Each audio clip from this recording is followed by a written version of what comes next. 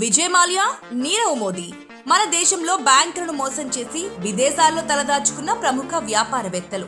వీరు వేల కోట్ల అప్పులు చేసినా, బ్యాంకులకు రుణాలు ఎగ్గొట్టినా వ్యక్తిగతంగా వీరి విలాసవంతమైన జీవితాలకు ఎలాంటి లోటు ఉండదు.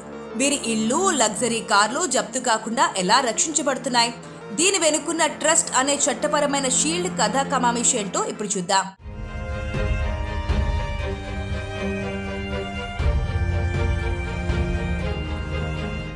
సాధారణంగా ఆస్తులు మన పేరు మీద ఉంటాయి, కానీ ట్రస్ట్ విషయానికి వస్తే ఆస్తి ఒక చట్టపరమైన వ్యవస్థ కిందికి వస్తుంది.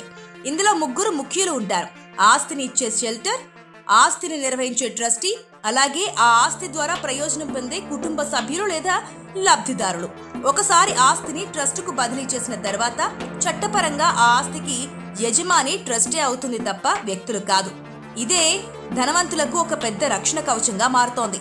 ధనవంతులు తమ ఇళ్ళు, భూములు, షేర్లను తమ పేరు మీద కాకుండా ప్రైవేటు ట్రస్టుల పేరు మీద కొనుగోలు చేస్తుంటారు. దీనివల్ల ఆస్తి బదిలీ సులభమవుతోంది. తండ్రి తర్వాత పిల్లలకు ఆస్తి వెళ్లాలంటే వీలునామా, కోర్టుల చుట్టూ తిరగాల్సిన పని లేదు. లబ్ధిదారుల జాబితా మార్చితే సరిపోతోంది. అంతేకాదు, రిజిస్ట్రేషన్ రికార్డుల్లో వ్యక్తి పేరుకు బదులు ట్రస్ట్ పేరు ఉండడం వల్ల బయటి ప్రపంచానికి ఆస్తి ఎవరిదో తెలియదు. ఇది వివాదాలు లేకుండా ఆస్తులను కాపాడుకోవడానికి ఒక మార్గంగా మారుతోంది.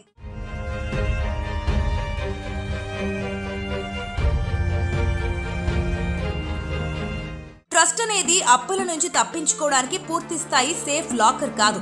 అప్పులు తీసుకోకముందే ఆస్తులను ట్రస్టుకు బదిలీ చేస్తే భవిష్యత్తులో వచ్చే వ్యాపార రిస్కుల నుండి కొంత రక్షణ ఉండవచ్చు. కానీ కావాలనే లోన్ ఎగ్గొట్టాలని ప్లాన్ చేసి ఈడీ లేదా ఐటీ నోటీసులు వచ్చాక ఆస్తులను బదిలీ చేస్తే కోర్టులు దానిని మోసపూరిత బదిలీగా పరిగణిస్తాయి.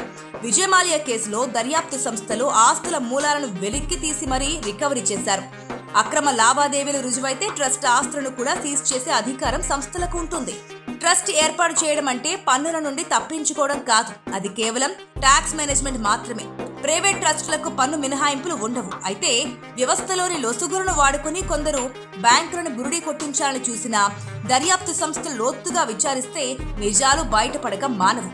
ట్రస్టు మాయాజాలం వెనుక ఉన్న అసలు నిజాలు ఇవే.